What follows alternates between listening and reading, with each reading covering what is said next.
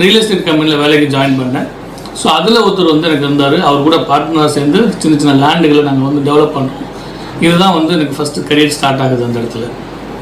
இதுக்கப்புறம் வந்து நம்முடைய மெயினான தொழில் வந்து கன்ஸ்ட்ரக்ஷன் அப்படிங்கிறது வந்து 2001 நான் வந்து கன்ஸ்ட்ரக்ஷன் கம்பெனி ஸ்டார்ட் பண்ணுறேன். அப்போ வந்து கம்பெனியோட பேர் வந்து crescent construction and real estate.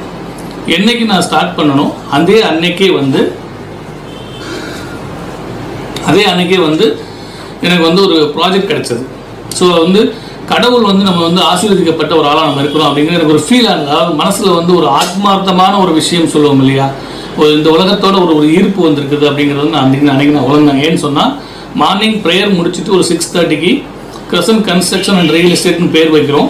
பேர் வச்ச 7:30 மணிக்கு எனக்கு ஒரு லேண்ட்லைன் காலில் ஃபோன் வருது.